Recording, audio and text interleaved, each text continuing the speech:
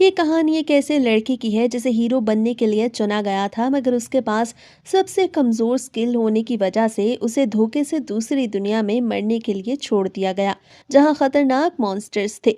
यहाँ तक कि उसके दोस्तों ने भी उसका साथ नहीं दिया, मगर उसने कसम खाई कि वो दुनिया का सबसे खतरनाक विलन बन के वापस आएगा और अपना बदला लेगा।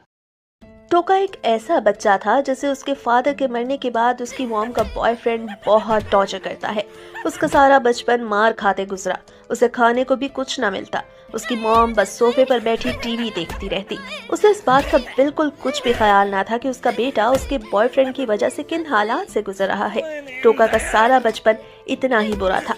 आज वो एक हाई स्कूल का स्टूडेंट है, मगर बिल्कुल लो कॉन्फिडेंस और खामोश, जो किसी से भी ना दोस्ती कर सकता था और ना बात। स्कूल बस में शोगो एक लड़की अयाका को बुली करता है। वो उसकी बुक पकड़ के बोलता है कि भला लड़कियां ऐसी बुक्स क्यों पढ़ती हैं। अयाका उसे उसकी बुक वापस देने को बोलती है, मगर शोगो को इस बात से कोई फर्क नहीं पड़ता।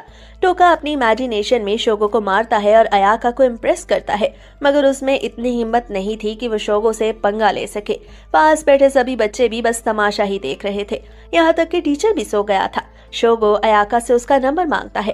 ये सुनकर टोका से सब्र नहीं होता और वो शोगो को ये सब करने से मना करता है। वो उसे अयाका की बुक वापस करने को बोलता है।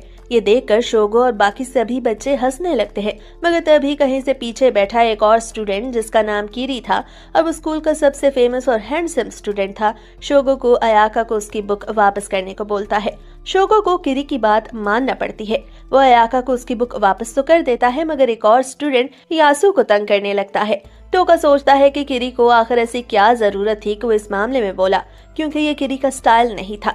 अभी वो ये सोच ही रहा था कि बस में कुछ होता है और वो सभी टेलीपोर्ट होकर किसी और जगह आ जाते हैं। उनके सामने एक बहुत खूबसूरत औरत खड़ी थी जिसका नाम आइसिस था। आइसिस उन्हें बताती है कि तुम लोगों को दूसरी दुनिया से यहाँ डीमन किंग को मारने के लिए बुलाया गया है, क्योंकि उसने हमारी दुनिया को तबाह करने की धमकी दी है। दरअसल 200 साल पहले भी एक डीमन किंग ने हमें ऐसे ही धमकी दी थी। तब हमने मुख्तलिफ प्लैनेट से काफी सारे हीरोज को बुलवा कर डीमन किंग का खात्मा करवा दिया, मगर अब डीमन किंग वापस आ गया है और यही वजह है कि दोबारा से हीरोज को समन किया गया है। स्टूडेंट्स को कुछ भी समझ नहीं आ रहा था कि आखिर वो किधर हैं और ये सब क्या हो रहा है। तब टीचर उन्हें खामोश होने को बोलता है ताकि वो सभी आइसिस की बात ध्यान से सुन सके। उनमें से एक स्टूडेंट बोलता है कि अगर वो आइसिस के साथ कोऑपरेट ना करे तो, जिस पर आइसिस बताती है कि वो उन्हें वापस नहीं भेज सकती। वापस जाने के लिए उन्हें डीमन किंग को मारना होगा और उसके गले से एक नेकलेस जिसका नाम द ईगल है को हासिल करना होगा।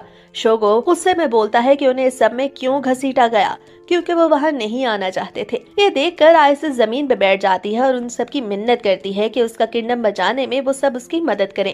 अयाका बोलती है कि हम तो एक नॉर्मल इंसान हैं, हम कैसे तुम्हारा किंगडम बचा सकते हैं। जिस पर आइसिस बताती है कि तुम सभी में हिडन क्वालिटीज है जिनके बारे में तुम्हें मालूम ही नहीं। टोका वहाँ की सभी चीजों को नोटिस करने लगता है। वहाँ मौजूद आर्मर सूट्स पहने हुए सिपाही, बहुत बड़ी बिल्डिंग और आइसिस की गोल्डन आंखें। आइसिस अपनी स्किल्स और मैजिक का प्रूफ देने के लिए वहाँ एक इंसान और एक बीस्ट को बुलाती है। वो बीस्ट फौरन ही उस इंसान को खा जाता है और हर तरफ खून फैल जाता है। ये देखकर सभी स्टूडेंट्स को काफी बुरा महसूस होता है और बहुत से स्टूडेंट्स उल्टी भी करते हैं। आइसिस अपने मैजिक का इस्तेमाल करके उस बीस्ट को फौरन ही मार देती है। ये देखकर सभी स्टूडेंट्स का मुंह खुले का खुला रह गया था, क्योंकि आइसिस ने बहुत आसानी से बीस्ट को अपने मैजिक का इस्तेमाल करके मार दिया था। इसके बाद वो सारे स्टूडेंट्स को उनका मैजिक माना चेक करने के लिए एक क्रिस्टल बॉल पे हाथ रखने को बोलती है। सभी स्टूडेंट्स बारी बारी अपनी स्किल्स को चेक करते हैं। शोगो जब क्रिस्टल पे हाथ रखता है तो क्रिस्टल में से लाल रंग की रोशनी निकलती है, जिसका मतलब था कि वो ए रैंक मैजिशियन है। किरी की बारी आने पर जब वो क्रिस्टल बॉल पे हाथ रखता है तो बॉल में से तेज गोल्डन कलर की रोशनी निकलती है और फिर बॉल फट जाती है। अयाका एक एस रैंक मैजिशियन थी। इसी तरह और भी स्टूडेंट्स अपने रैंक्स और स्किल्स के बारे में कंफर्म करते हैं। आइसिस बताती है कि एस रैंक मैजिशियंस का हमारी टीम में होना हमें लकी बनाता है, लेकिन मेरे पास तो तीन एस रैंक मैजिशियंस मौजूद हैं। इसके बाद टोका की बारी आती है तो बॉल में से हल्की पर्पल कलर की लाइट निकलती है, जिसका मतलब था कि उसका मैजिक काफी कमजोर है। आइसिस उससे बात भी नहीं करती और अगले स्टूडेंट को आने को बोलती है। टोका उससे पूछने की कोशिश करता है, मगर वो उसे कोई जवाब नहीं देती। टोका सोचता है कि पिछली दुनिया की तरह इस दुनिया में भी उसके साथ बुरा होगा और कोई भी उसे अच्छे से ट्रीट नहीं करेगा। यासु की बारी आने पर पता चलता है कि उसके पास एक ऐसा डार्क मैजिक है जो पिछली बार एक डार्क हीरो के पास मौजूद था, जिसका मतलब था कि यासु एक डार्क मैजिक रखने वाला हीरो है। इसके बाद वहां मौजूद सोल्जर्स टोका को नीचे मौजूद एक अंधेरे वाली जगह पे धकेलते हैं। आईएसएस टोका को बताती है कि वो पूरी क्लास में सबसे कम मैजिक रखने वाला हीरो है, इसलिए उससे जान छुड़वाना ही बेहतर होगा, क्योंकि ई रैंक हीरोज बहुत मसले पैदा करते हैं। आइसिस बताती है कि उसे एक अबंडन डंजन में भेजा जाएगा जहां काफी सारे मॉन्स्टर्स हैं। अगर टोका बच गया तो ये उसकी किस्मत, लेकिन आखिर में उसे मरना ही होगा। टोका आइसिस से बोलता है कि उन सबको उनकी मर्जी के बगैर यहाँ बुलाया गया और अब आइसिस उसे अकेले इस तरह उस डंजन में भेज रही है। अगर वो उसे टाइम दे तो वो इम्प्रूव कर लेगा। आइसिस बताती है कि ई रैंक हीरोज अपने आप को कभी भी इम्प्रूव नहीं कर पाते, चाहे वो जितनी मर्जी मेहनत कर ले। टोका बोलता है कि वो उसके साथ ठीक नहीं कर रही। आइसिस बताती है कि तुम जैसे हीरोज का यही अंजाम होना चाहिए। किरी बोलता है कि तुम हम सभी का टाइम वेस्ट कर रहे हो। ये देखकर टोका बेबस होकर जमीन पे बैठ जाता है। तभी यासु आगे बढ़ता है और उसके कंधे पे हाथ रखता है। ये देखकर टोका को हौसला होता है, क्योंकि एक वक्त में उसने भी यासु की काफी मदद की थी। मगर यासु चिल्लाने लगता है और बोलता है कि तुम्हें ई रैंक होते हुए अपने सुपीरियर से तमीज से बात करनी चाहिए। ये देखकर अयाका आगे बढ़ती है और यासु को ये सब करने से मना करती है, मगर आइसिस उसे पंच मारकर खामोश करवा देती है। अब टोका से और बर्दाश्त नहीं होता और वो अपने पैरालाइज स्पेल का इस्तेमाल करके आइसिस पे हमला करता है, मगर आइसिस उसके हमले को बहुत आसानी से रोक लेती है। ये देखकर किरी अपने मैजिक का इस्तेमाल करके एक फायर स्पेल बोलता है, जिससे पास ही मौजूद एक जगह धमाके से उड़ जाती है। ये देखकर सभी स्टूडेंट्स हंसने लगते हैं, क्योंकि किरी का मैजिक काफी पावरफुल था और उसके मुकाबले में टोका का मैजिक बहुत हल्का और कमजोर। टोका अपना सर झुकाकर जमीन पे बैठ जाता है और उसकी आंखों से आंसू निकलकर जमीन में जज्ब होने लगते हैं। वो उस वक्त को सोचता है जब उसके घर वाले उसके साथ बहुत बुरे तरीके से पेश आते थे और उसने सारी जिंदगी दूसरों का जुल्म बर्दाश्त किया, लेकिन अब वो अपनी इविल सोल को जगाने की कोशिश करता है, क्योंकि उसने काफी अरसे तक अच्छा बनने का नाटक कर लिया था। वो नफरत और बदले की आग लिए अपनी आंखों से आइसिस की तरफ देखता है और बोलता है कि अगर मैं जिंदा बच गया तो तुम्हें नहीं छोड़ूंगा। लेकिन ये बात कहते हुए वो उस डंजन में टेलीपोर्ट हो चुका था। वो अपना स्टेटस चेक करने की कोशिश करता है, मगर वहाँ काफी अंधेरा था। वो अपने बैग से मैजिक की मदद से लाइट जलाने की कोशिश करता है। दरअसल वो लेदर बैग उसे आइसिस ने दिया था, जो उसके लिए तो बिल्कुल बेकार था, मगर न जाने क्यों उसने वो बैग टोका की तरफ फेंका था। टोका को महसूस होता है कि शायद वो पत्थरों पे चल रहा है, लेकिन जब वो देखता है तो उसे पता चलता है कि नीचे तो काफी सारी हड्डियां फैली हुई हैं, जिसका मतलब था कि वहां बहुत सारे लोग मारे जा चुके हैं। टोका थोड़ा और आगे बढ़ता है तो उसे पता चलता है कि उसके पीछे एक बहुत बड़ा और भयानक मॉन्स्टर मौजूद है, जो उसका पीछा करने लगता है। टोका उसके आगे आगे भाग रहा था और वो मॉन्स्टर उसके पीछे पीछे। टोका को समझ नहीं आ रहा था कि वो रुके या फिर और भागे। अगर वो रुक के उस मॉन्स्टर का मुकाबला करता है तो भी उसे डर था कि वो अपने कमजोर मैजिक की मदद से उस मॉन्स्टर का कुछ भी नहीं बिगाड़ पाएगा, लेकिन अगर वो भागता रहा तो ये भी तो उस मसले का हल नहीं होगा। भागते भागते टोका किसी चीज से टकराता है और जमीन पे गिर जाता है। वो अपने पीछे मौजूद मॉन्स्टर की आंखों में देखता है तो वो मॉन्स्टर उसे मारने के लिए आगे बढ़ता है। तब टोका को अपनी पिछली जिंदगी की बुरी यादें दोबारा से याद आने लगती हैं, मगर वो हिम्मत करके उस मॉन्स्टर पे अपने मैजिक की मदद से पैरालाइज स्पेल बोलता है, जिससे वो मॉन्स्टर वहीं पर फ्रीज हो गया था। ये देखकर टोका वहां से भागने लगता है, लेकिन आगे एक और मॉन्स्टर मौजूद था जो टोका की तरफ बढ़ता है। टोका काफी एग्जॉस्ट हो चुका था, मगर उसके पास कोई ऑप्शन नहीं था कि वो उस मॉन्स्टर का भी मुकाबला करे। वो उस मॉन्स्टर को भी फ्रीज कर देता है। तब वो अपने स्टेटस बार को चेक करता है तो उसे पता चलता है कि उसका मैजिक इतना ज्यादा पावरफुल नहीं है, लेकिन टोका उस मॉन्स्टर पे जब अपने मैजिक स्पेल का इस्तेमाल करता है तो हैरान कुन तौर पर वो स्पेल काम कर जाता है। उस मॉन्स्टर की बॉडी से खून निकलने लगता है और वो मर जाता है। ये देखकर टोका को रिलीफ मिलता है, लेकिन फिर वो देखता है कि पिछला मॉन्स्टर अनफ्रीज हो चुका है और दोबारा से उसकी तरफ बढ़ रहा है। टोका अपने माना को चेक करता है तो उसे पता चलता है कि उसका नेचुरल माना भी बहुत ज्यादा कम है। तो वो सोचता है कि वो उस मॉन्स्टर का मुकाबला हर हाल में करेगा और किसी सूरत भी डर के पीछे नहीं होगा। वो दोबारा से अपने पैरालाइज स्पेल का इस्तेमाल करता है, मगर वो ये देख के हैरान था कि इस बार उसका पैरालाइज स्पेल उस मॉन्स्टर पे काम नहीं करता। इसका मतलब था कि एक ही स्पेल एक मॉन्स्टर पे 2 बार काम नहीं कर सकता। मगर टोका के पास और कोई ऑप्शन नहीं था सिवाय इसके कि वो किसी भी हाल में उस मॉन्स्टर को मार गिराए। फिर वो अपने स्लीप स्पेल का इस्तेमाल करता है और इसके बाद पॉइजन स्पेल का इस्तेमाल करके उस मॉन्स्टर को मार गिराता है। टोका जैसे जैसे अपने माना का इस्तेमाल कर रहा था, उसे अपनी स्किल्स के बारे में आहिस्ता आहिस्ता पता चलने लगा था। जैसा कि अभी उसे पता चला कि वो एक ही स्पेल एक मॉन्स्टर पर 2 बार इस्तेमाल नहीं कर सकता। टोका को पता चलता है कि उसका नेचुरल माना भी बहुत तेजी से कम हो रहा है। तभी वहाँ काफी सारे मॉन्स्टर्स उसकी तरफ बढ़ने लगते हैं। टोका उन सभी पर पैरालाइज स्पेल का इस्तेमाल करके उन्हें मारने लगता है। वो ऐसा 3 मरतबा अपने नेचुरल माना के कम होने के बावजूद करता है, क्योंकि उस वक्त सबसे ज्यादा इम्पोर्टेंट उसका अपना सर्वाइवल था। तब टोका को पता चलता है कि वो मॉन्स्टर जिस पे उसने पॉइजन स्पेल का इस्तेमाल किया था खुद ही मर गया। इससे उसे ये पता चलता है कि पॉइजन स्पेल से कोई भी मॉन्स्टर खुद ही मर जाएगा। टोका एग्जॉस्ट हो गया था। अब उसमें किसी के साथ लड़ने की मजीद हिम्मत नहीं बची थी, मगर उसके पास और कोई ऑप्शन नहीं था। इसलिए वो उन सभी मॉन्स्टर से लड़ता है और उन्हें मारता है। इससे उसका स्किल लेवल 258 तक जा पहुंचता है। टोका को यकीन था कि वो वहां मौजूद सभी मॉन्स्टर्स को आसानी से मार देगा। तब उसे एक और बात पता चलती है कि वो एक साथ उन सभी मॉन्स्टर्स पर एक ही स्पेल बोल सकता है। तो अपने स्पेल का इस्तेमाल करता है और सामने मौजूद सभी मॉन्स्टर्स को पैरालाइज कर देता है, मगर उसके स्पेल बोलने की रेंज वहीं तक थी। पीछे मौजूद मॉन्स्टर्स तक उसका स्पेल नहीं पहुंच पाता। वो अपने स्टेटस बार को चेक करता है तो उसे पता चलता है कि उसकी पैरालाइज स्किल लेवल भी बढ़ चुकी है और अब वो थोड़ी देर को बैठ जाता है, क्योंकि वो जानता था कि अगर उसने आराम ना किया तो बहुत जल्द वो पास आउट हो जाएगा। वो देखता है कि वो सभी मॉन्स्टर्स जिन पर उसने पॉइजन स्पेल बोला था वो एक एक करके मरते जा रहे हैं। तब उसका स्किल लेवल 501 तक पहुंच जाता है। वो बाकी मॉन्स्टर्स पर भी अपने स्पेल्स का इस्तेमाल करता है ताकि वो अपनी स्किल को और ज्यादा बढ़ा सके। वो बाकी बच जाने वाले मॉन्स्टर्स पर हमला करने के बारे में सोचता है, लेकिन वो मॉन्स्टर्स उसकी ताकत को देखते हुए वहां से चले जाते हैं। टोका इधर उधर खाने की तलाश करने लगता है, मगर उसे कुछ भी नहीं मिलता। फिर वो सोचता है कि वो उन मरे हुए मॉन्स्टर्स को ही खा लेता है, लेकिन उनकी स्किन इतनी ज्यादा सख्त थी कि टोका के पास इस बात के अलावा कोई ऑप्शन नहीं था कि वो उनकी आंखें निकाल के खाए। मगर उनकी आंखों का जायका बहुत गंदा था और टोका से वो बिल्कुल भी नहीं खाई जाती। टोका इस बारे में सोच ही रहा था कि तभी उसे अपने लेदर बैग पे मौजूद मार्बल चमकता हुआ दिखाई देता है। तब उसे महसूस होता है कि उसके लेदर बैग में कुछ मौजूद है। जब वो देखता है तो उसे पता चलता है कि वहां पर खाने पीने की कुछ चीजें उस बैग में आ गई हैं। टोका के लिए तो ये ट्रीट से कम ना था। उस खाने को खाता है और फिर अगले चंद दिन उस डंजन से निकलने के बारे में गुजार देता है। उसका सामना दोबारा से कुछ मॉन्स्टर से होता है, मगर इस बार टोका काफी चिल था, क्योंकि वो जानता था कि वो अपनी पैरालाइज और पॉइजन स्किल से एक झटके में ही उन्हें मार गिराएगा, और वो ऐसा ही करता है। उस जगह को देख के ऐसा लगता है कि वहां पर एक बहुत बड़ी जंग हुई है, जिसमें वहां मौजूद सभी मॉन्स्टर्स मारे गए।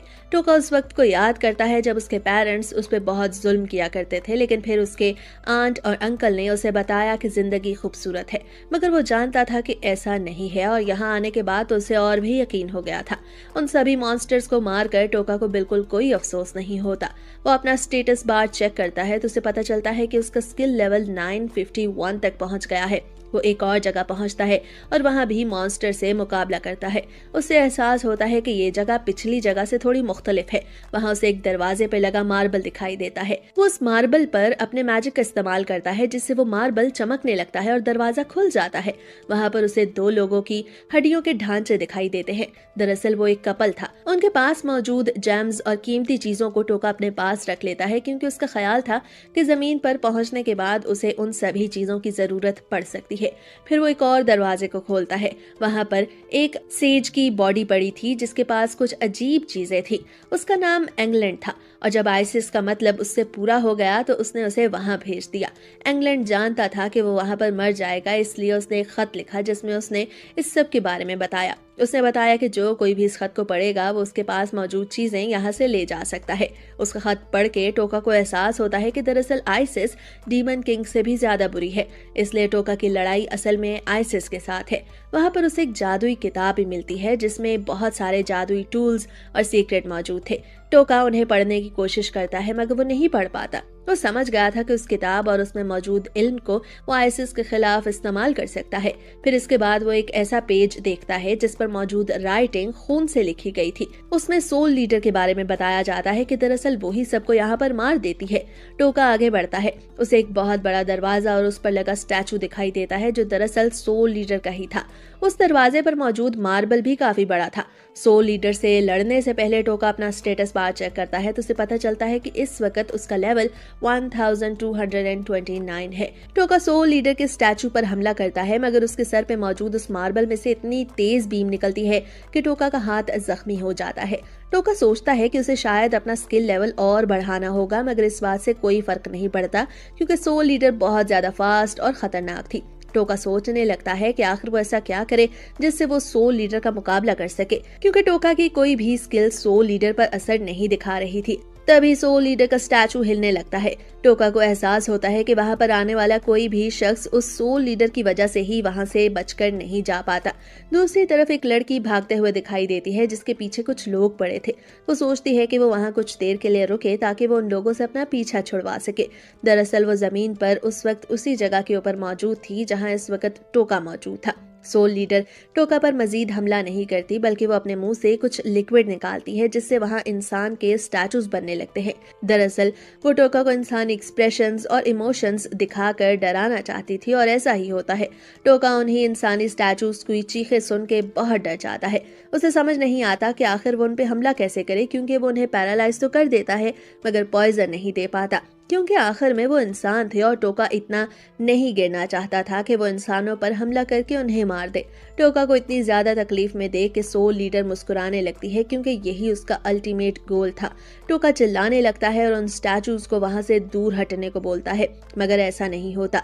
टोका मदद के लिए पुकारता है, मगर वहां उसकी मदद के लिए कोई भी नहीं मौजूद था। सोल लीडर को टोका को इस हालत में देख के काफी मजा आ रहा था, मगर तभी अचानक से टोका सोल लीडर पे हमला कर देता है।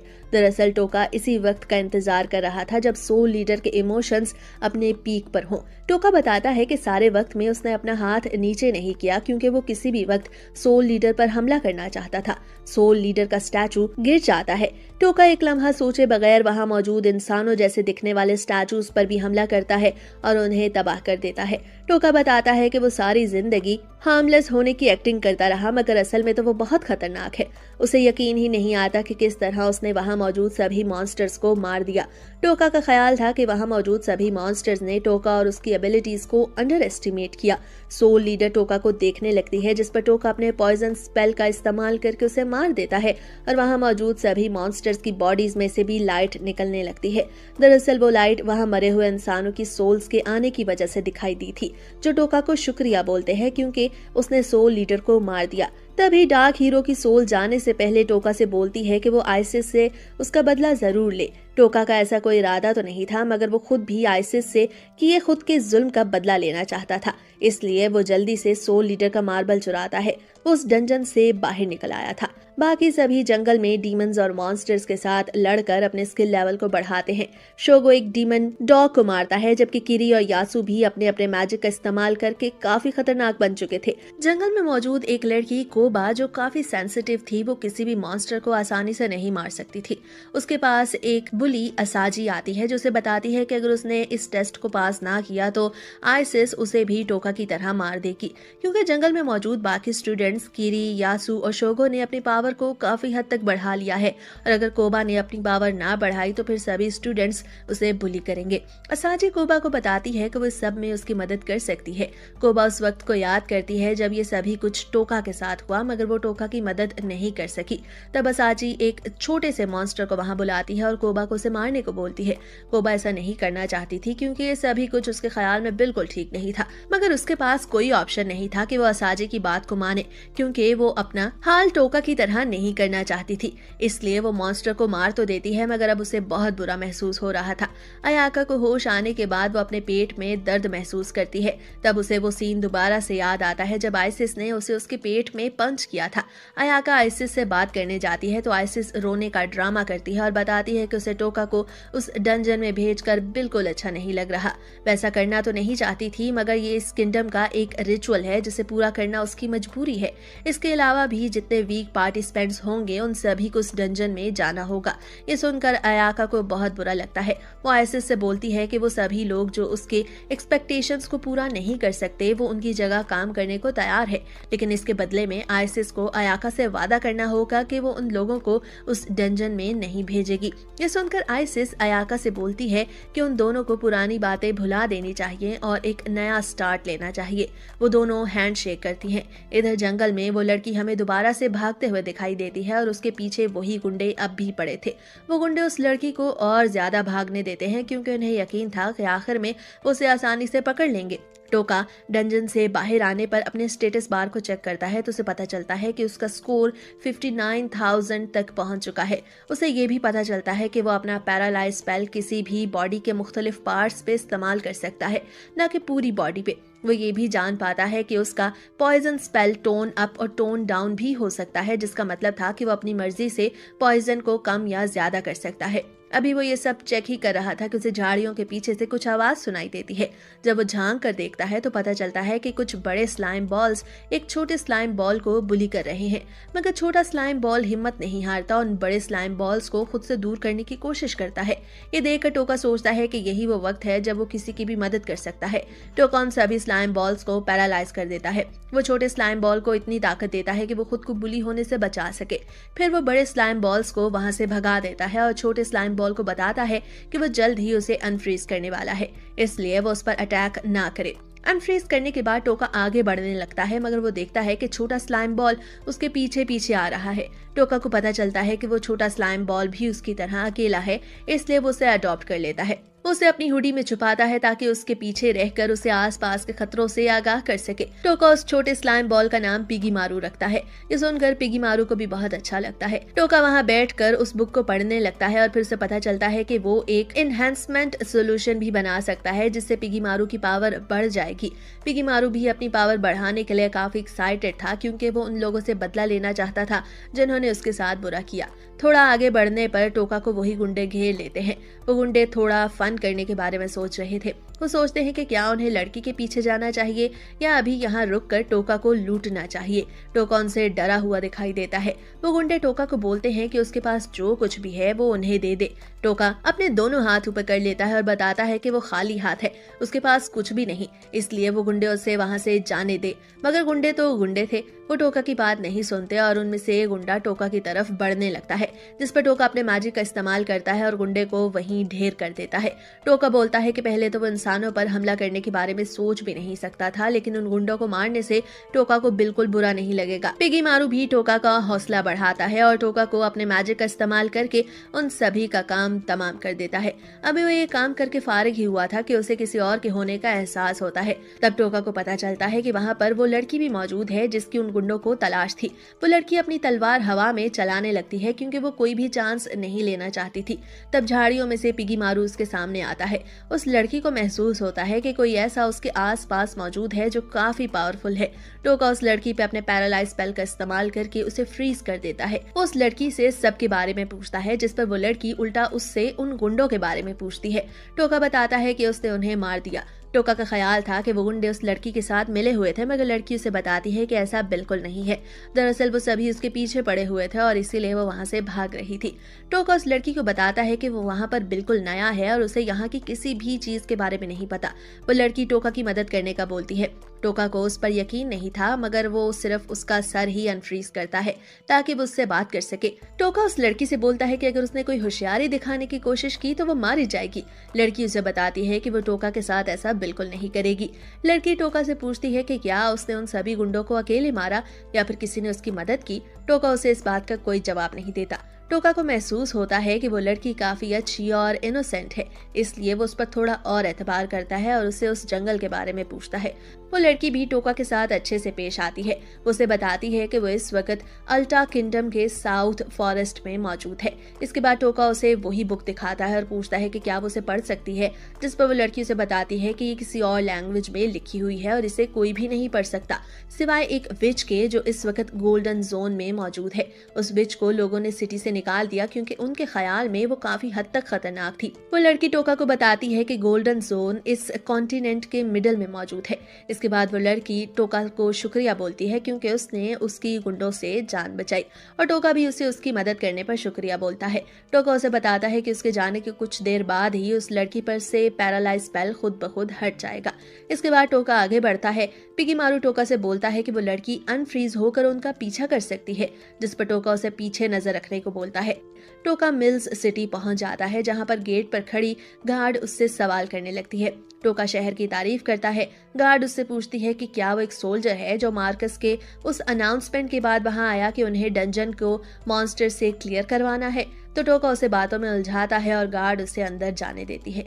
टोका इतनी स्मूथ एंट्री पे काफी खुश था क्योंकि वहां की सिक्योरिटी ने उससे इतने ज्यादा सवाल नहीं पूछे और ना ही उसके सामान को चेक किया गया। इसके बाद वो वहां मौजूद एक होटल जाता है जहां वो रहने वाला था। रिसेप्शनिस्ट टोका को अजीब नजरों से देखता है। टोका समझ गया था कि उसे पैसों के जरिए ही उसका मुंह बंद करवाना होगा। टोका रिसेप्शनिस्ट से पूछता है कि उसके पास कपड़े नहीं हैं, क्या रिसेप्शनिस्ट उसके लिए कपड़ों का बंदोबस्त कर सकता है। साथ ही टोका उसे पैसे भी दिखाता है। ये देखकर रिसेप्शनिस्ट का मूड एकदम से अच्छा हो जाता है और वो टोका को एक अच्छा कमरा और कपड़े भी देता है। टोका अपने कपड़ों को धोकर सुखाता है और शाम को शहर को देखने बाहर निकल जाता है। वो देखता है कि वहां मौजूद दुकानें आम दुकानों से अलहदा नजर आती हैं। टोका सोचता है कि क्या उसे वहां पर मैजिक टूल्स मिल सकेंगे। फिर वो एडवेंचर गिल्ड जाने के बारे में सोचता है, लेकिन अभी उसके पास इतना वक्त नहीं था, इसलिए वो पहले डिनर करता है। वहां मौजूद एक ग्रुप की बातों से टोका को पता चलता है कि वहां मौजूद सोल्जर ग्रुप्स में सबसे ताकतवर ब्लैक ड्रैगन नाइटर्स हैं जिन्होंने किंगडम ऑफ निया को बहुत आसानी से खत्म कर दिया था। टोका को वहां का खाना बहुत मजे का लगता है। खाना खत्म करने के बाद वो घर आता है और स्लाइम को भी कुछ खाने को देता है। फिर वो स्लाइम के लिए इनहेंसमेंट सोल्यूशन बनाने के बारे में सोचता है। उसका ख्याल था कि पहले उसे उस बुक को पढ़ने वाली विच को ढूंढना होगा जिसके लिए उसे गोल्डन जोन जाना है। जब वो बुक पढ़ने लगता है उसे पता चलता है कि इनहेंसमेंट सोल्यूशन बनाने के लिए उसे बोन पाउडर की जरूरत होगी जो स्केलेटन किंग से मिलेगा। उसे मजीद ये भी पता चलता है कि स्केलेटन किंग मिल्स सिटी की रूइंस में मौजूद है और मार्कस ने उन रूइंस को क्लियर करवाने के लिए ही अनाउंसमेंट की थी। अगले दिन टोका मार्कस से मिलने पहुंच जाता है। मार्कस सबको अपना नाम क्रीड हरकले बताता है। क्रीड सबको बताता है कि जिस किसी ने भी ड्रैगनाइट पॉट को ढूंढा उसे 300 गोल्ड कॉइन्स मिलेंगे। इसके अलावा भी अगर कोई कीमती चीज ढूंढ के कोई लाता है तो उसे भी इनाम दिया जाएगा, लेकिन वहां मौजूद मॉन्स्टर्स और उनके पार्ट्स को आप लोग अपने पास रख सकते हैं। ये सुनकर टोका सोचता है कि वो वहां पर बोन पाउडर ही तो लेने जा रहा है। क्रीड उन सबको खुद को रजिस्टर करवाने को बोलता है। तभी वहां लाइन में एक लड़का एक लड़की को छेड़कर सीन क्रिएट कर देता है। वो लड़की दरअसल वही लड़की थी जिसको टोका ने जंगल में बचाया था। वो लड़का उस लड़की को ये कहकर छेड़ने लगता है कि वो कितनी खूबसूरत है। वो लड़की उस लड़के को खुद से दूर होने को बोलती है, जिस पर वो लड़का बोलता है कि तुम्हारी तो आवाज भी कितनी हसीन है। पास खड़े लोगों का ख्याल था कि वो लड़की किंगडम ऑफ निया की सैरा एशन है। ये सुनकर तो उस लड़के का मुंह और खुल जाता है और वो उस लड़की के और करीब होने की कोशिश करता है। फिर वो उस लड़की से बोलता है कि क्या तुम एक एल्फ हो, तुम्हें अपने कान दिखाने ही होंगे। दरअसल उस लड़की ने एक हुडी पहनी हुई थी। वो लड़का उस लड़की से पूछे बगैर ही उसकी हुडी उतार देता है। तब उसे पता चलता है कि वो एक एल्फ नहीं है और ना ही वो सैरा एशन है, बल्कि उसका नाम मिस ब्लूकस था। ब्लूकस को देखने के बाद वो लड़का पीछे हट जाता है और बोलता है कि वो इस बात का बदला जरूर लेगा क्योंकि उस लड़की ने उसे बेवकूफ बनाया। सीन चेंज होता है और हम देखते हैं कि टोका रजिस्ट्रेशन के बाद शॉपिंग के लिए जाता है। रास्ते में उसे ब्लास्ट भी मिलती है जिस पर वो दोनों एक दूसरे को इंट्रोड्यूस करवाते हैं क्योंकि मिस ब्लास्ट जंगल में टोका को नहीं देख पाई थी। टोका मिस ब्लास्ट को उस बंदे से बच के रहने को बोलता है, जिस पर मिस ब्लास्ट उसे बोलती है कि वो ऐसे लोगों से डील करना जानती है। उन लोगों को जब कोई जवाब नहीं दिया जाता तो वो खुद ही पीछे हट जाते हैं, मगर टोका इस बात से एग्री नहीं करता क्योंकि वो उस बंदे को और उसके इरादों को अच्छी तरह से समझ चुका था। टोका मिस ब्लास्ट से बोलता है कि वो कुछ शॉपिंग करने जा रहा है, लेकिन उसे यहाँ कुछ ज्यादा पता नहीं, इसलिए अगर मिस ब्लास्ट उसका साथ देगी तो टोका उसकी शॉपिंग के लिए भी पे करेगा। ये सब मिस ब्लास्ट को मुनासिब तो नहीं लगता, मगर उसे पैसों की जरूरत थी इसलिए वो मान जाती है। शॉपिंग करने के बाद टोका मिस ब्लास्ट को 3 सिल्वर कॉइन देता है।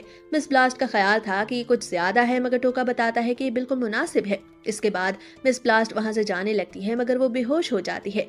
टोका नोटिस करता है कि उसकी आंखों के इर्द गिर्द काफी हल्के हैं, यानी डार्क सर्कल्स हैं, और वो काफी थकी भी लग रही थी। मगर मिस ब्लास्ट को होश आ जाता है और वो वहां से चली जाती है। अब टोका पिगी मारू के साथ अपने मिशन को पूरा करने उस डंजन में जाता है।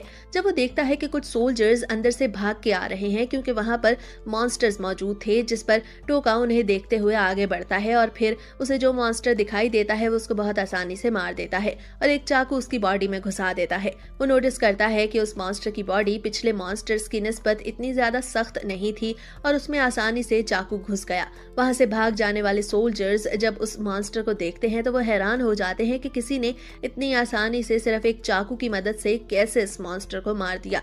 टोका ये सभी कुछ छुप कर देख रहा था और फिर वो अफसोस के साथ अपना सर हिलाते हुए आगे बढ़ जाता है कि इन सोल्जर्स को तो कुछ भी नहीं पता। टोका अपना स्टेटस बार चेक करता है तो उसे पता चलता है कि उन मॉन्स्टर्स को मारने पर उसे कोई भी पॉइंट नहीं मिले, लेकिन टोका को इस सबसे कुछ ज्यादा फर्क नहीं पड़ता। आगे बढ़ने पे उसे वहां वही बंदा दो सोल्जर से बात करते हुए दिखाई देता है।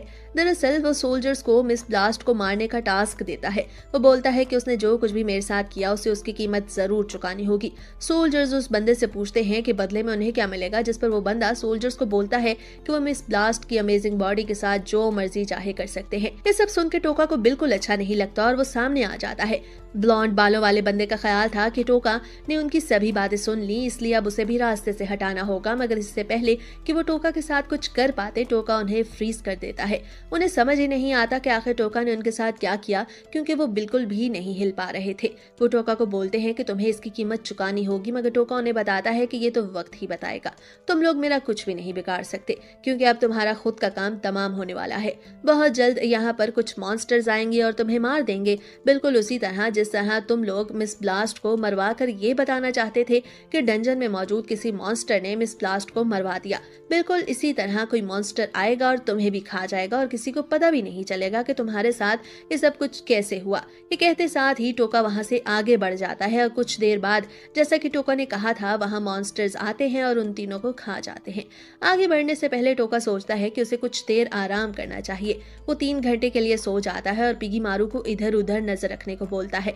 3 घंटों के लिए सोने के बाद जब वो आगे बढ़ता है तो उसे सोल्जर्स का एक ग्रुप दिखाई देता है जो बताते हैं कि नीचे अजीब तरह के मॉन्स्टर्स की बॉडीज बिखरी पड़ी हैं। मालूम ही नहीं कि उन्हें किसने मारा। वो बताते हैं कि यहाँ सबसे पहले वही आए, लेकिन उनके आने से पहले ही वो मॉन्स्टर्स मारे जा चुके हैं, इसलिए यहाँ पर कुछ गड़बड़ तो जरूर है। यही वजह है कि वो वहां से जा रहे थे। वो टोका को भी अपने साथ चलने को बोलते हैं, मगर टोका इनकार कर देता है और बताता है कि वो आगे जरूर बढ़ेगा। सोल्जर्स का ग्रुप टोका को बोलता है कि अगर आगे उसे कोई सोल्जर मिले तो वो उसे भी ये बात जरूर बताए। टोका बोलता है कि बिल्कुल ठीक है, मैं उन्हें ये बात जरूर बताऊंगा। टोका का ख्याल था कि ये बात फैल जाएगी और अब कम सोल्जर्स ही उस जगह पर आएंगे। टोका आगे बढ़ता है और एक दरवाजा खुलता है। उसे अपने सामने ड्रैगनाइट पॉट दिखाई देता है और उसके पीछे ही एक बहुत बड़े ड्रैगन का स्टैचू भी। टोका समझ गया था कि उस ड्रैगनाइट पॉट को पकड़ते ही ड्रैगन स्टैचू जिंदा हो जाएगा, इसलिए टोका अपने पैरालाइज और पॉइजन स्पेल का इस्तेमाल करके उस मॉन्स्टर का काम वही तमाम कर देता है। फिर वो ड्रैगनाइट पॉट को जैसे ही अपने हाथ में पकड़ता है तो उसे महसूस होता है कि कोई उसके पीछे खड़ा है। जब वो पीछे मुड़कर देखता है तो उसे पता चलता है कि मिस ब्लास्ट वहां पर मौजूद है, जो यकीनन उसका पीछा करते हुए वहां आई थी। टोका मिस ब्लास्ट को वो ड्रैगनाइट पॉट दे देता है। मिस ब्लास्ट वो पॉट नहीं लेना चाहती थी, मगर टोका बताता है कि उसके लिए ज्यादा कीमती नहीं है। मिस चाहती थी कि वो उसकी इस काइंडनेस का बदला उतारे, मगर टोका बताता है कि वो सच में उसके लिए इतना कीमती नहीं था, क्योंकि सामने मौजूद एक दरवाजा है और जब टोका उसको खोलता है और बताता है कि असल में उसे नीचे मौजूद मॉन्स्टर तक पहुंचना है, तो ये देखकर मिस हैरान थी कि आखिर वो डंजन का रास्ता कैसे जानता है। मिस बोलती है कि वो टोका की मदद करना चाहती है। टोका जानता था कि मिस अपनी बात से पीछे नहीं हटेगी, इसलिए वो उसे इस बात की इजाजत दे देता है। वो उसे बताता है कि वो उसके काम में टांग बिल्कुल ना अड़ाए और बदले में वो भी उसके काम में टांग नहीं अड़ाएगा। मिस उसकी इस बात पे एग्री करती है। टोका बोलता है कि उसे नीचे ज्यादा देर रुकना है, लेकिन अगर मिस चाहे तो वो वापस आ सकती है। मिस उसकी इस बात पे भी एग्री करती है। इसके बाद वो दोनों नीचे जाते हैं तो मिस वहां मौजूद एक मॉन्स्टर को अपनी स्वर्ड की मदद से बहुत आसानी से मार देती है। ये देखकर टोका भी हैरान था। टोका मिस से गोल्डन आंखों वाले मॉन्स्टर्स के बारे में पूछता है, जिस पर मिस उसे बताती है कि गोल्डन आंखों वाले मॉन्स्टर्स को मारने से ही आपको पॉइंट्स मिलते हैं। वो मॉन्स्टर्स जिनकी आंखें गोल्डन नहीं होती उनको मारने से कोई पॉइंट्स नहीं मिलते, क्योंकि वो रेगुलर मॉन्स्टर्स होते हैं। इसके इसके अलावा इस दुनिया में इंसानों को मारने से भी हीरोज को कोई पॉइंट्स नहीं मिलते। दरअसल जब डीमन किंग की बॉडी से गोल्डन वेव्स उन मॉन्स्टर्स तक पहुंचती हैं तो तभी उनकी आंखें गोल्डन कलर की हो जाती हैं। तब टोका किरी की बॉडी से निकलने वाली गोल्डन लाइट के बारे में सोचने लगता है, क्योंकि वो भी एक क्लू था। कुछ देर बाद मिस को महसूस होता है कि पास ही कोई मॉन्स्टर मौजूद है, जिस पर टोका उसे पिगी मारू से मिलवाता है और बताता है कि शायद वो इस बारे में बात कर रही है। मिस को पिगी मारू काफी क्यूट लगता है। मिस का ख्याल था कि अब थोड़ी देर के लिए उन दोनों को आराम करना चाहिए, क्योंकि वो खुद जाकर इधर उधर नजर रखेगी। मगर टोका उसे बताता है कि अगर वो आराम नहीं करेगी तो फिर बहुत जल्द थक जाएगी, इसलिए वो उस पर अपने मैजिक स्पेल का इस्तेमाल करके उसे भी सुला देता है। तब मिस अपने असल रूप में आ जाती है तो टोका ये देख के हैरान हो जाता है कि असल में वही सैरा एशन है, जिसने अपने मैजिक की मदद से खुद को किसी और शक्ल में बदल लिया। ऊपर जमीन पर कुछ लोगों को व्हाइट सोल्जर्स की बॉडीज और उनकी स्वर्ड्स मिलती हैं, जिन्हें बहुत भयानक तरीके से मारा गया था। उन लोगों का ख्याल था कि जरूर ये सभी कुछ सैरा एशन ने किया होगा। उनमें से एक बोलता है कि अगली बार जब भी उनका सामना सैरा एशन से हुआ तो वो उसे इस बार जरूर मजा चखाएंगे। अगले दिन मिस की आंख खुलती है तो वो ये सोचकर परेशान होती है कि कहीं टोका ने उसको उसकी असल फॉर्म में तो नहीं देख लिया। मगर तब वो देखती है कि टोका पास ही एक बच्चे की तरह जमीन पर सो रहा है। पिगी मारू भी मिस से बातें करने लगता है, जिस पर टोका भी जाग गया था, जो असल में सोने का बस ड्रामा ही कर रहा था। जब वो दोनों आगे जाते हैं तो डंजन एकदम से हिलने लगती है। वो भागकर एक दूसरे कमरे में जाते हैं तो तब जमीन के अंदर से एक बहुत बड़ा मॉन्स्टर बाहर निकल आता है, जो असल में स्केलेटन किंग था और टोका को उसी की तो तलाश थी। मिस टोका को बताती है कि यह मॉन्स्टर दूसरे मॉन्स्टर से काफी ज्यादा ताकतवर है। मिस मजीद बताती है कि अगर इसकी चिन की हड्डी को तोड़ दिया जाए तो इसका काम खत्म।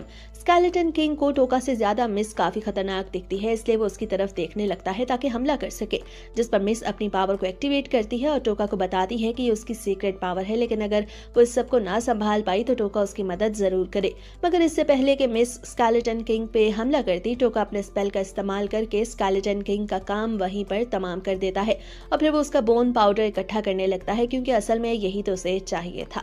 इसके बाद जब वो दोनों वहां से जाने लगते हैं तो पिगी मारू टोका को बताता है कि स्केलेटन किंग की बॉडी में कुछ मौजूद है। जब टोका उसकी चेस्ट में चेक करता है तो उसे पता चलता है कि वहां पर एक मार्बल छुपाया गया है, जिस पर एक अजीब तरह का निशान है जो ग्लो करता है। जब टोका उस मार्बल को तोड़ता है तो उसके अंदर एक अंडा था। पिगी मारू के बहुत ज्यादा इंसिस्ट करने पर टोका उस अंडे को अपने पास रख लेता है, क्योंकि पिगी मारू का कुछ तो इंटरेस्ट उसमें था। डंजन में बाकी सभी स्टूडेंट्स भी आ चुके थे जो मॉन्स्टर्स का मुकाबला कर रहे थे, मगर उनमें काफी सारे स्टूडेंट्स जख्मी हो चुके थे। ये देखकर अयाका आगे बढ़ती है और उन स्टूडेंट्स की मदद करने का फैसला करती है, मगर इससे पहले कि वो कुछ कर पाती, शोगो और किरी एक हमले में ही उन मॉन्स्टर्स का काम तमाम कर देते हैं। मगर वो उन स्टूडेंट्स की मदद नहीं करते, जिस पर अयाका को एहसास होता है कि किरी सिर्फ अपने लेवल को अप करने के चक्कर में है, जो इस वक्त 24 हो चुका है। टोका और मिस डंजन से बाहर आ जाते हैं। वहां मौजूद गार्ड्स को मिस वही ड्रैगनाइट पॉट दिखाती है और टोका इसी बात का फायदा उठाते हुए वहां से गायब हो जाता है। बाद में वो दोनों एक जगह मिलते हैं जहां मिस टोका को बताती है कि कल रिवॉर्ड सेरेमनी में उसे उस ड्रैगनाइट पॉट के बदले में पैसे दिए जाएंगे। टोका मिस से पूछता है कि क्या वो अब फ्री है, जिस पर मिस उसे जवाब देती है कि हाँ वो अब फ्री है। टोका उसे रात को मिलने को बोलता है। मिस उसे एक बार और उसकी मदद करने के लिए शुक्रिया बोलती है। रात को टोका अपने एक्सपेरिमेंट पे काम कर रहा था, तभी दरवाजे पे नॉक होता है। मिस और टोका एक दूसरे के साथ बातें करते हैं। टोका चाहता था कि मिस उसे एज अ बॉडीगार्ड ज्वाइन कर ले। ये सुनकर मिस खामोश हो जाती है। टोका उसे बताता है कि वो उसकी मदद करना चाहती थी और टोका भी ऐसा ही चाहता है। यही वजह है कि वो उसे अपने साथ रखना चाहता है, क्योंकि वो गोल्डन जोन जाकर उस विच से मिलेगा और वहां पर काफी सारे मॉन्स्टर्स और खतरनाक चीजें होंगी। इसलिए टोका को अपने साथ कोई ऐसा चाहिए जो इर्द गिर्द नजर रखे और उसकी मदद करे। मिस तब भी उसे कोई जवाब नहीं देती तो टोका मिस को सैरा एशन के नाम से पुकारता है। ये सुनकर मिस हैरान हो जाती है। टोका बताता है कि उस दिन सोते हुए उसे उसका सीक्रेट पता चल गया था। वो सीक्रेट को पता चलाने के लिए मिस को सॉरी भी बोलता है, क्योंकि उसने अपने जादू का इस्तेमाल किया था। मिस बताती है कि उसे अपनी फॉर्म को चेंज करने के लिए स्पिरिट्स की मदद लेनी पड़ती है, लेकिन उन स्पिरिट्स की ये कंडीशन थी कि मैं किसी भी हाल में सो नहीं सकती। मगर उस दिन सोने की वजह से मैं अपनी असल फॉर्म में आ गई और तुमने मुझे देख लिया। टोका बोलता है कि अब ऐसा कोई सीक्रेट नहीं जो तुम्हें मुझसे छुपाना पड़े, इसलिए तो अब तुम मुझे आसानी से ज्वाइन कर सकती हो। ये सुनकर मिस मिस टोका की बात मान जाती है। टोका उसको एक ब्लू क्रिस्टल देता है जो मिस के ख्याल में काफी कीमती था। मिस उसे लेने से इनकार करती है क्योंकि उसकी कीमत बहुत ज्यादा थी।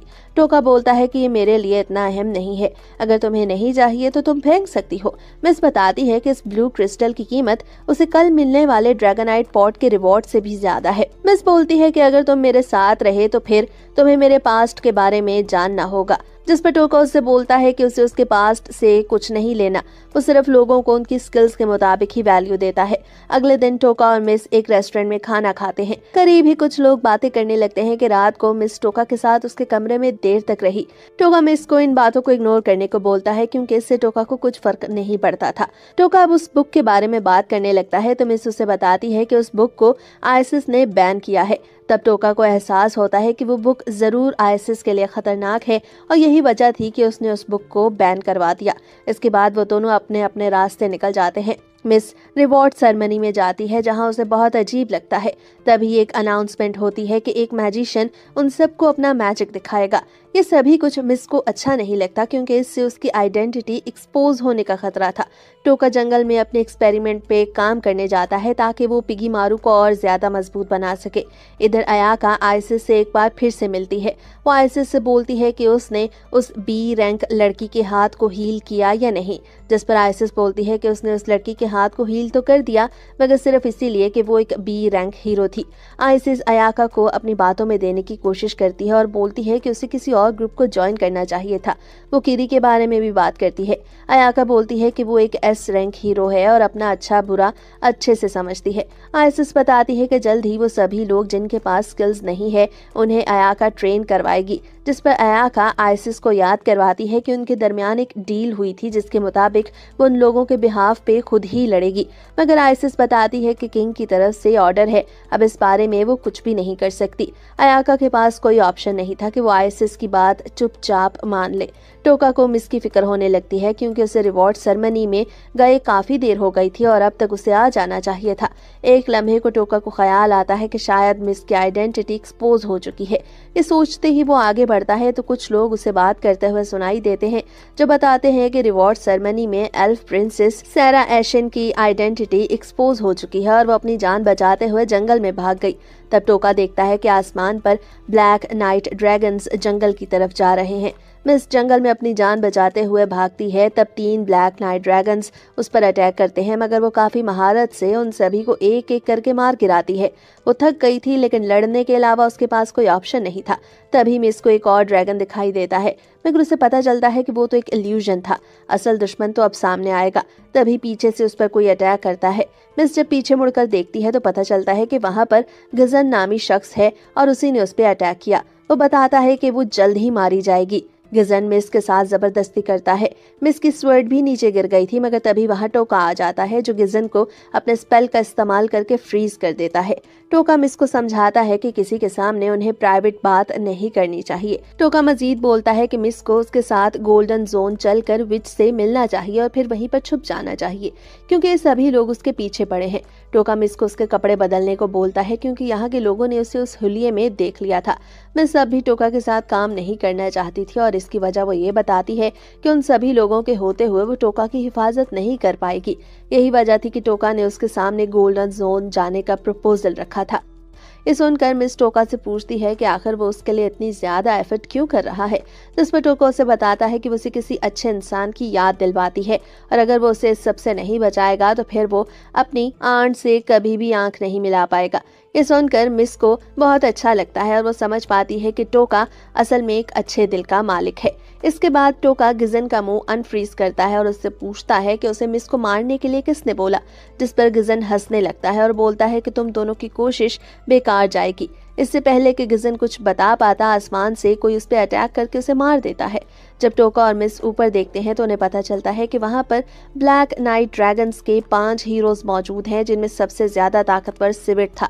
वो ब्लैक नाइट ड्रैगन्स का लीडर था। पूरी जमीन पर उससे ज्यादा ताकतवर कोई नहीं था। उसकी आंखें लाल और बाल सफेद थे। मिस नोटिस करती है कि उन पांचों में से एक वहाँ मौजूद नहीं। सिविट अपने साथी से बात करता है और बोलता है कि उनको गिजन को मारने की जरूरत नहीं थी, लेकिन फिर उसे ख्याल आता है कि उन्हें इतनी छोटी बातों को लेकर एक दूसरे से बहस नहीं करनी चाहिए। मिस जानना चाहती थी कि उसे मारने का हुक्म किसने दिया। तब हम ओटोला को देखते हैं, जो किंगडम ऑफ मिया का पिछला किंग था। वो एक ख्वाब में मिस को किसी और के पास देखता है। ये सोचकर उसे पागलपन के दौरे पड़ते हैं, क्योंकि एक टाइम में मिस उसके पास हुआ करती थी और अब वो चाहकर भी उसको हासिल नहीं कर पा रहा था। इधर सिविट अपने साथियों से बात करता है और बोलता है कि उसका इरादा गिजन को मारने का नहीं था। अगर गिजन उसके अटैक को डॉज कर देता तो वो उसे जिंदा रहने देता। टोका ये देखते हुए सोचता है कि सिविट का अटैक इतना ज्यादा फास्ट और खतरनाक था कि अगर गिजन चाहता भी तो वो खुद को उस अटैक से नहीं बचा पाता। इससे उसे सिविट की ताकत का अंदाजा होता है। सिविट के साथ ही आपस में बात करने लगते हैं कि उन्हें मिस के साथ क्या करना चाहिए। उनमें से एक का ख्याल था कि उन्हें मिस को अपने सबऑर्डिनेट्स के हवाले कर देना चाहिए, ताकि वो सभी उसके साथ थोड़ा टाइम स्पेंड कर सके। मगर ऑरविन सबको बताता है कि किंग का ऑर्डर था कि मिस को मारने से पहले उसकी प्योरिटी को इंटैक्ट रखा जाए, यानी उसके साथ कोई भी बुरा सलूक नहीं कर सकता। मिस ये सभी कुछ सुन के हैरान हो जाती है कि एक वक्त में वो जिस किंग की खिदमत किया करती थी, उसने उन सबको उसे मारने का हुक्म दिया है। सिविट बोलता है कि अगर वो जिंदा रहना चाहती है तो उसे उसके साथ एक डुएल लड़ना होगा। उनमें से एक मितामा बोलता है कि वो तो फिर बहुत अच्छा शो होगा, क्योंकि उन सभी ने मिस की स्वर्ड स्किल्स की तारीफ सुनी हुई थी। उन दोनों के दरमियान डुएल स्टार्ट होने ही वाला था कि सिविट टोका की तरफ देखता है, जो उसे काफी इंटरेस्टिंग लगता है। सिविट उसका नाम पूछता है। सिविट के साथ ही इस बात पे हैरान थे कि आखिर सिविट इतने आम इंसान से बात क्यों कर रहा है। तब सिविट बोलता है कि ये शख्स जानता है कि वो ब्लैक नाइट ड्रैगन्स के लीडर के सामने खड़ा है, लेकिन फिर भी नहीं डर रहा। ऐसा लगता है कि वो हमला करने के लिए ही वहां आया है। ये सुनकर सिविट के साथ ही खामोश हो जाते हैं। टोका जानता था कि सिविट एक आसान टारगेट नहीं है। वो काफी ताकतवर था और उससे लड़ना भी बिल्कुल आसान नहीं था। टोका बात बदलते हुए सिविट से पूछता है कि क्या वो किसी वर्दी ओपोनेंट से लड़ना चाहता है, जिस पर सिविट उसे बताता है कि बिल्कुल, मैं ऐसे दुश्मन का इंतजार कर रहा हूँ जिससे लड़कर मुझे मजा आए। टोका बताता है तो फिर तो तुम्हें तुम्हारे बहुत सारे दुश्मन मिल जाएंगे। दरअसल टोका दूसरी दुनिया से बुलाए गए अपने साथी हीरोज की बात कर रहा था। सिविट बोलता है कि आइसिस ने उन सभी को उनकी असल ताकत पहचानने के लिए ही यहाँ बुलाया है। सिविट मिस को बताता है कि उसे अब उसमें कोई इंटरेस्ट नहीं है। वो बस उसे मारेगा और सीधा ले जाकर प्रिंसेस ऑफ मिया को उसकी बॉडी दे देगा। ये सुनकर मिस एकदम से डर जाती है। वो बताता है कि तुम्हारी वजह से ही किंगडम ऑफ बैकॉस ने किंगडम ऑफ मिया पर हमला किया। ये सब सुनने के बाद टोका को एक आइडिया आता है। वो सिविट से बोलता है कि तुम्हें लड़ने के लिए एक दुश्मन चाहिए था, तो मैं तुम्हारे सामने खड़ा हूँ, तुम्हारा सबसे बड़ा दुश्मन। वो एक और बात उन सभी को बताता है जिससे मिस भी हैरान हो गई थी। वो बताता है कि वो उन समन किए गए हीरोज में से एक है। ये सुनकर सिविट उससे पूछता है कि आखिर वो यहाँ पर अकेला क्या कर रहा है, जिस पर टोका एक और कहानी घड़ता है और बताता है कि उसे उसकी स्किल्स और पावर्स को देखते हुए अपनी मर्जी करने की इजाजत दी गई। सिविट को लगता है कि शायद टोका वाकई में काफी पावरफुल है, जिसे आइसिस भी इम्प्रेस है। टोका सिविट से बोलता है कि अभी के लिए वो उसे छोड़ दे, लेकिन एक दिन जब वो और ज्यादा स्ट्रांग बन जाएगा तो वापस आकर सिविट को जरूर हराएगा। सिविट टोका का कॉन्फिडेंस देख के उससे काफी इम्प्रेस होता है। सिविट उससे पूछता है कि वो और ज्यादा स्ट्रांग कैसे बनेगा, जिस पर टोका उसे बताता है कि आइसिस ने उसे गोल्डन जोन एरिया में जाने की इजाजत दी है, क्योंकि वो काफी पावरफुल है और वो अकेले वहां जा सकता है। ये सुनकर सिविट हंसने लगता है और टोका की बात से एग्री करता है। वो बोलता है कि तुम यहाँ से जा सकते हो, लेकिन जब तुम स्ट्रांग बन जाओ तो जरूर मुझसे लड़ने के लिए वापस आना। अब हम मिस का काम खत्म करेंगे और यहाँ से जाएंगे। ये सुनकर टोका सिविट से बोलता है कि तुम ऐसा नहीं कर सकते, मिस भी मेरे साथ ही वहां जाएगी। सिविट बोलता है कि आइसिस ने तुम्हें उसे वहां ले जाने की इजाजत तो नहीं दी होगी, जिस पर टोका बताता है कि उसे आइसिस की इजाजत की जरूरत नहीं है। टोका की बोल्डनेस को देखते हुए सिविट इस बात पे भी एग्री कर जाता है और उन दोनों को वहां से जाने देता है, जिस पर उसका साथी उसे टोकता है और बोलता है कि तुम्हें मिस को जिंदा नहीं छोड़ना चाहिए, जिस पर सिविट उससे बताता है कि वो उसका काम बाद में भी तमाम कर सकते हैं। उसके साथी का ख्याल था कि टोका भी गायब हो सकता है, जिस पर सिविट अपने साथी को खामोश रहने का ऑर्डर करता है, वरना दूसरी सूरत में उसका मुंह हमेशा के लिए बंद कर देगा। सिविट अपने साथियों को बोलता है कि बाकी लोगों को बताया जाए कि उन्होंने अपना प्लान चेंज कर लिया है। इसके बाद वो वहां से जाने लगते हैं, मगर वो जैसे ही हवा में उड़ते हैं तो पीछे से टोका उन पे अपने पैरालाइज स्पेल का इस्तेमाल करता है। वो सभी जमीन पे गिर जाते हैं। बाकी सब तो हिल भी नहीं पा रहे थे, मगर सिर्फ अपनी पावर की वजह से सिविट अब भी टोका से बात कर रहा था। वो पूछता है कि तुमने हमारे साथ क्या किया। टोका बताता है कि वो इस सब को ज्यादा खींचना नहीं चाहता और ये काम जल्दी खत्म करना चाहता है, मगर इससे पहले कि वो कोई और बात कर पाता, सिविट के साथियों की बॉडी में से एक लाइट निकलती है जो हवा में जाकर बाकी साथियों को सिग्नल देती है। टोका का ख्याल था कि उसे सिविट को जल्द से जल्द मार देना चाहिए, क्योंकि इतना पावरफुल स्पेल भी उस पर सही से असर नहीं कर रहा था। टोका पिगीमारू पर अपना इन्हांसमेंट सोल्यूशन का एक्सपेरिमेंट मुकम्मल कर चुका था और अब वो अपनी पावर और पिगीमारू की पावर को कंबाइन कर रहा था। उसका माना बहुत तेजी से कम हो रहा था, मगर इससे टोका की पावर बढ़ रही थी और उसे और क्या चाहिए था। वो मिस को बोलता है कि अगर वो वहां से जाना चाहती है तो जा सकती है, मगर मिस उससे अपनी वफादारी को साबित करती है और बोलती है कि वो टोका के साथ ही रहेगी। ड्रैगन आर्मी अपने लीडर सिविट को जख्मी देखकर काफी हैरान थी, क्योंकि उनके लीडर को मारना आसान नहीं था। सिविट अपने साथियों को दूर आसमान पर रहने का ऑर्डर करता है और वहीं से अटैक करने को बोलता है, मगर अब तक टोका पिगीमारू की पावर को एक्टिवेट कर चुका था। वो पिगीमारू की मदद से ड्रैगन आर्मी पे हमला करता है और उन सभी को दूर आसमान पर ही मार देता है।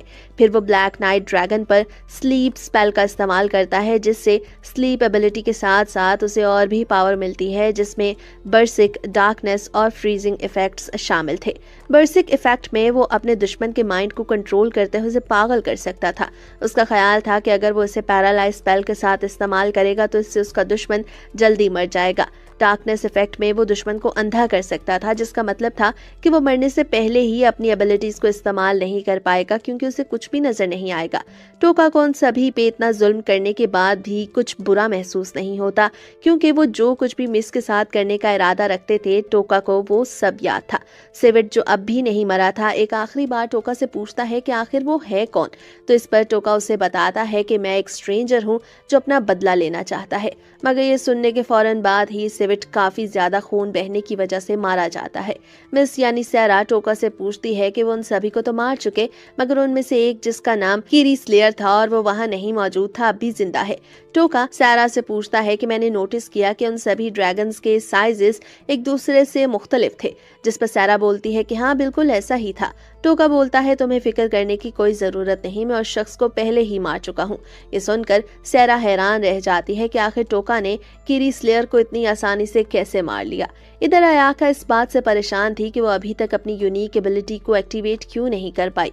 वो सभी आइसिस का इंतजार कर रहे थे, क्योंकि आज आइसिस उन्हें ट्रेनिंग देने वाली थी, मगर वो नहीं आती, बल्कि अपनी सब ऑर्डिनेट को भेजती है, जो उन्हें बताती है कि आइसिस कहीं और बिजी है और वो उन्हें ट्रेनिंग देगी। शोगो उसे बिल्कुल सीरियस नहीं लेता और बोलता है कि वो इतनी छोटी लड़की से ट्रेनिंग नहीं लेगा, जिस पर वो लड़की शोगो को नॉकआउट कर देती है और शोगो जमीन पर ढेर हो जाता है। वो लड़की उन सबको बताती है कि कल उनकी ट्रेनिंग का अगला फेज शुरू होगा। टोका सैरा से बोलता है कि वो आइसिस से बदला जरूर लेगा, उसके रास्ते में जो कोई भी आएगा वो उसे नहीं छोड़ेगा। तब सैरा भी उसे अपने बारे में बताती है कि वो भी आइसिस से बदला लेना चाहती है। वो बोलती है कि वो हमेशा टोका का साथ देगी। टोका जानता था कि इस सब में सैरा का अपना मतलब भी है, मगर वो इस बात पे एग्री करता है कि कम से कम उन दोनों का दुश्मन एक ही है और उन दोनों को ही अपना गोल अचीव करना है। आइसिस अपनी खास सब ऑर्डिनेट को अपने पास बुलाती है ताकि उसके जरिए वो सभी हीरोज पर अपनी नजर जमा सके। उसकी सब ऑर्डिनेट उसकी काफी वफादार थी और उस वफादारी का सबूत वो उसके पाँव को लिख कर देती है।